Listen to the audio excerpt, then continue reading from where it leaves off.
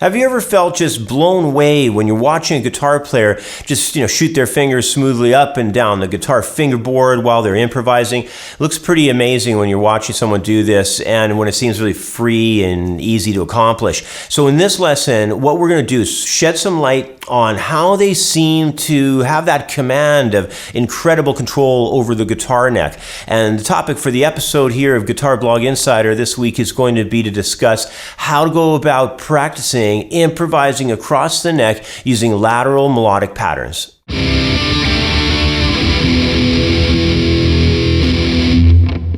We know for a lot of guitar players, the pentatonic and the blues scale are generally fairly decent scales on the neck. And if you've developed them to some degree, you're likely already having success and, playing some licks and runs and stuff in most of your blues and rock tunes.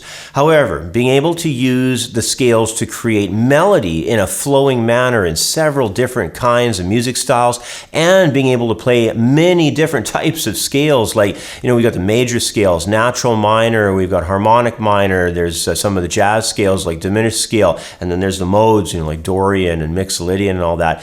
Just thinking about all this work, it seems like kind of a whole other thing, a whole other area to master on the guitar.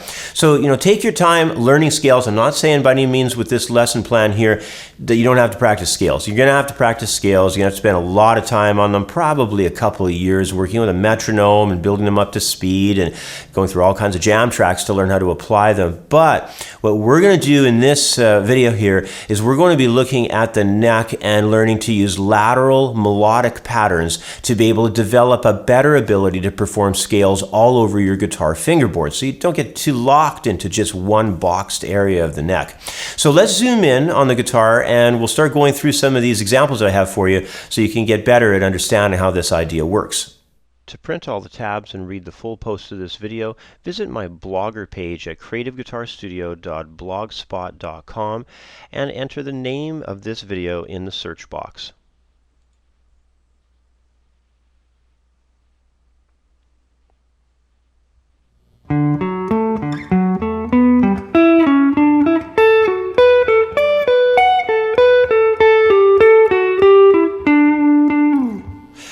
Does that ever sound like a major key exercise, doesn't it? But, when you're listening to this idea, you can tell it's breaking a lot of scale patterns apart. This idea that I just played is in D major.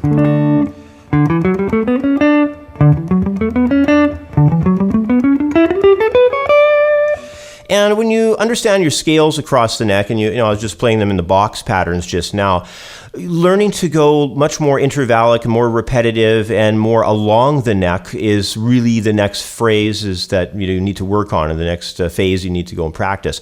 So when you work through interval patterns and you look through interesting recurring ideas to you, so you build melodic concepts that really provoke melody, there's going to be lots of variations on how you do this, from easy patterns in certain areas that you dream up to maybe more challenging patterns in different areas of the neck. But the main objective here, this is what I want you to really focus on right now. The main objective is to create a good collection of melodic statements, link them together, and then practice moving along the neck laterally with them, because this is how you're going to learn to adjoin all of your patterns together and function on the guitar much more horizontally rather than how many people function for far too long in a much too vertical sense.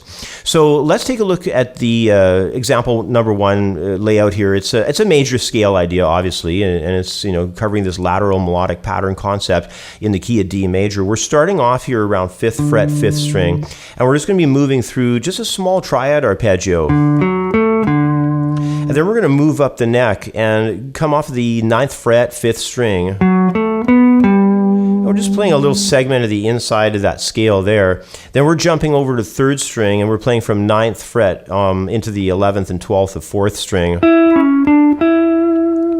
And then what we're going to do after that is move forward and tackle the 10th fret and 11th fret, as well as the 12th fret and 14th fret. And for some people, this might be the first place of this pattern where they start encountering a little bit of trouble, because it's kind of an awkward jump that you're doing there. And then the fingering reaches are kind of strange, for most people who've only practiced, their in position scales. This is going to seem kind of weird, for some of these jumps here. So we're going, from 10 to 11 and then from 12 to 14 between the second and third strings there. So it's kind of a different layout. Let me just work through it slowly again from the beginning. Then up. Then into the third string. Then up into the 10th fret there.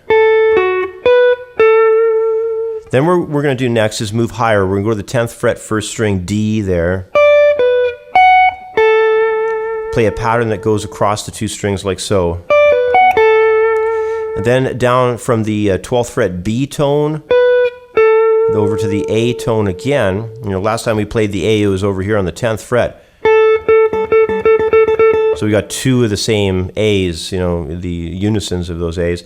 And then we're going to go and pedal off of that A again into the 12th fret G. So that's kind of an interesting chunk of notes there in the third measure of the line. And then we're just going to walk right down the scale. This is super easy from this point because we're just going through the D major scale here, going just right through the scale. So that's third string, 14th fret, and sorry, there's a sequence to that, pardon me. 14, 11, 12 on that third string. And then we go 14 to 12 to wrap it up. Yeah, so it's not straight through the scale. It's actually sequenced. Okay, so one more time.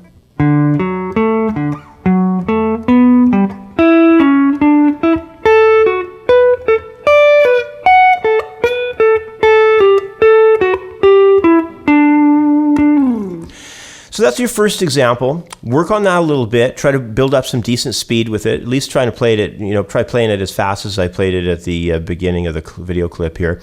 We're going to take a short break and come back in a moment, and we're going to work on another example that's doing some of the same ideas, but we're going to change the rhythm a bit, and we're also going to change the tonality. We're going to go into the key of D minor.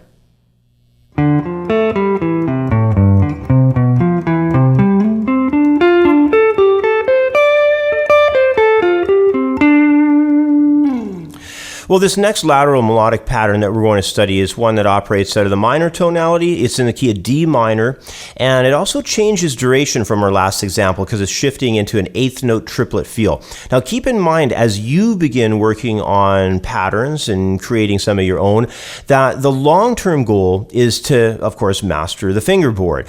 But practicing these melodic patterns also increases your dexterity and makes your technique become more fluid as well. So, with a lot of regular practice, you're going to start noticing that your fingers are going to be able to go to the right places at the right time much more often, and the fingers also slowly start to develop a life of their own as time goes on, and you'll be heading into the notes that you want, and you're going to see a lot of fantastic things happening from this kind of practice. Now, in example 2 here, I've got a minor scale lateral melodic pattern run, and it's all triplet based. So let's go and run through this thing. It starts kind of low down the neck here in second position. We're just doing a D minor triad, and then into a C major. So just covering two chords there, a D minor and a C major. Then we have a cool segment idea that happens off the low strings. It's an A and a G up to a D. And then a similar effect with the patterns moving up in the key center to a C, a B, and then an F. So two arpeggios, and then those two shapes that are working off of sort of second intervals there across to a third. Now, what happens after that is we're going to move up through a pentatonic scale next. So we're going to start off of the 8th fret here, hit that tone off that C, and then move up 10 to 12, 10, 12, 10, back to 12, and finish off a small chunk of a D minor pentatonic run there. So we have this move coming up over to that D at the 12th fret of the 4th string. So it's kind of an interesting sound after, the intervallic idea, and then of course starting with those triads,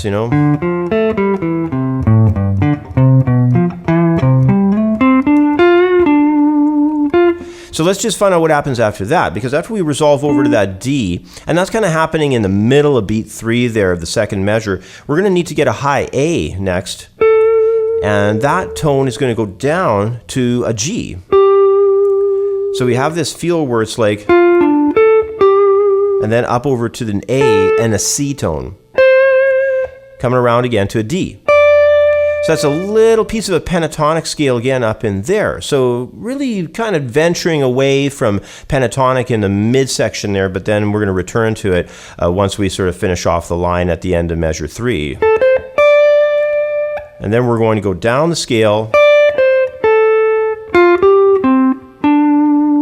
So we have this idea that's very pentatonic once again to finish things off. So it's just the middle section in there probably caused you a little bit of trouble because just again, some of the fingering spans that we're doing, if you, by the way, if you do have to cross through 2 whole steps, always remember, if you're doing 2 whole steps on the neck, use your index and middle finger. It's going to be much more comfortable. You'll be able to get a lot more speed if you're using middle rather than third, because the third, is causing sort of a bind that happens there in your muscle groups off of your ring finger to your small finger. So it's not very conducive, to get a lot of speed going with those fingerings if you're going 2 whole steps up. Use your index, your middle, and then your small finger. All right, so anyway, let's just walk through this thing one more time here from the beginning. I'll do it nice and slow for you. And it's all triplets, so maybe we should count some triplets into it. 3 and 4 and 1 and 2 and...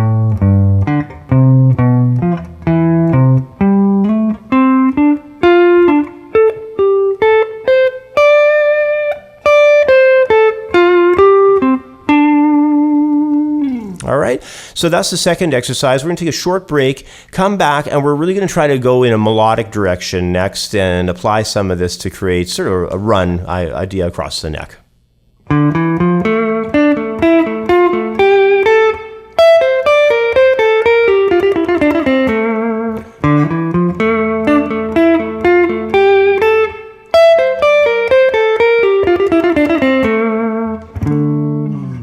So this last one is minor. You can kind of tell that minor color to it. And this time, my goal of the part is focused on generating more diverse of a line, more in that melodic direction, more strength to it. I wanted the part to be based off of several different locations of the D minor scale patterns around the neck, but at the same time, I wanted the part to also have some breaks and give some pause in there as well, because that really allows you to tune in to your listener and help them tune in to you. And in doing all this, it not only starts to make these exercises more musical, but also helps in starting to take the exercise element out of the equation and lead more into the work of being a musical idea. In long term, that's what we really want to do with all this stuff in the first place. So let's take a look at this lateral melodic pattern run. It's in D minor, like I said. It's starting with the D minor scale based off of the 5th fret of the 5th string. We're just going to walk up that scale, D, E, F, and then into the A. That's on the 4th string there. Then what we're going to do is jump into 7th position and do a pedal point lick.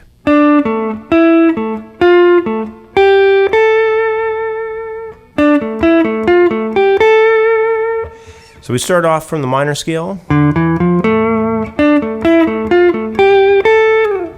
Then we head into that high A. That's our last tone before we have that brief rest there. And then what we're going to do next is jump up to the 10th position, and we're going to do a sequence pattern in the D minor scale up there.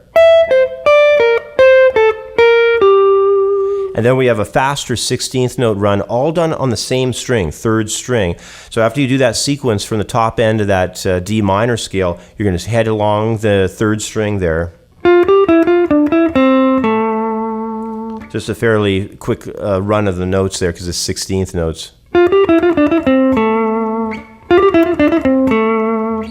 So take your time with it. I was trying to think of things I could tell you to work on. Make sure your picking is very clean and your pick attacks are very small. Don't use large pick attacks because you're not going to have the time to come back and strike the string, for the next time that you need that. Start slowly, work with a metronome to build up your speed. And then as time goes on, turn the metronome faster and try and put it all together. So, with lateral melodies, when you're running through the neck, you can see like this one starts around 5th position there and, ends up at 10th, but then doubles back again into the 5th position. So the span of the fingerboard that we're covering it's a fair size. We're definitely kind of overtaking about half of the neck there. So Keep that in mind. You want to get some distance, and you want to move position-wise when you're trying to develop your chops with this stuff, because it's very easy to stay, just locked up in one area.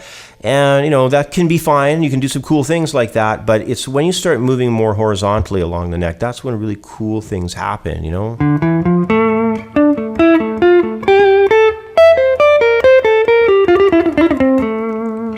So just fool around with these ideas, try to bring them up to speed, and never play them too fast too soon, and always have a metronome on so you gain nice smooth control over everything. And in time, it's going to be really easy for you to start developing these ideas on your own. Now, I should say one last thing before we wrap up, because I really didn't stress a lot on the knowledge of the scales that needs to be there to do this work.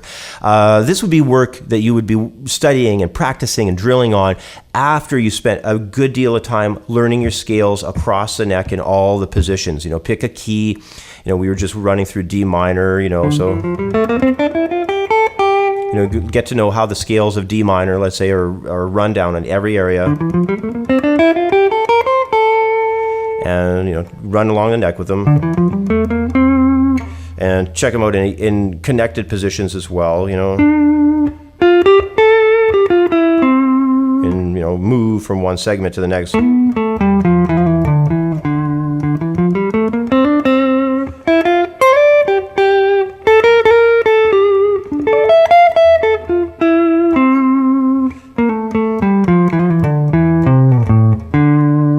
Practice them like that, and of course there's time that's going to need to be spent with a metronome, flowing through each segment of the neck, and it's just a long time that you're going to need to spend to really get your neck down so it feels comfortable to just shoot anywhere you need to shoot to develop a line or to play what you hear in your head. It's just a lot of work, and you need to approach it in the right way. But after that's coming along for yourself, these lateral melodic patterns are really the next phase of work, because they allow you to start thinking so along the neck and really work at connecting everything together along the span of the fingerboard. So do some good work on this stuff. I think it's going to be really beneficial for your guitar playing down the road. Well, if you combine this idea along with all the other important soloing tools, and you've got two sides to this, and you've got all the technical side and you got the music style side. So in the technical side, you've got all your tools like arpeggios, triads, doing things like repetitive licks, understanding double stops like third intervals, sixth intervals, doing wider harmonic ideas, even string skipping concepts, all that stuff. That's the technical side. And if you take that and then learn to mix it across styles, so getting good at applying these ideas in blues and jazz and rock, and maybe play for a while in a top 40 band. It's a fantastic way to really cut your teeth in the music business. Maybe learn some soul, do some R&B, learn some country music. Just go through a lot of different styles and learn how to apply this stuff at a whole other level. And by creating real melody, and so that means spending time composing real melody ideas with these scales, and combined with forming your own unique ways of playing technically and within these styles. That's how you're going to really become a player who's not just more melodic, but also a lot more interesting to listen to. And believe me, that's going to make you in demand. People are going to want to play with you. They're going to want to have you sub out in their bands, and they're going to want you to play in all kinds of projects in the studio. So practice the melodic patterns that I gave in this lesson, and come up with your own patterns as well. You're going to find that doing this kind of work will make a big difference in your playing. Anyway, I'd be interested to hear your thoughts in the comments section below on all this. Thanks for your time, and we'll catch up again with you next week on my other channel for another episode of the Guitar Blog Insider. I've got 25 years experience teaching guitar and have written a well-organized step-by-step guitar course. Head over to my website at creativeguitarstudio.com and sign up for a free membership today. Join the thousands of members worldwide who have already enrolled. There's no need to try learning the guitar on your own. Let me help you become the best guitar player that you can be.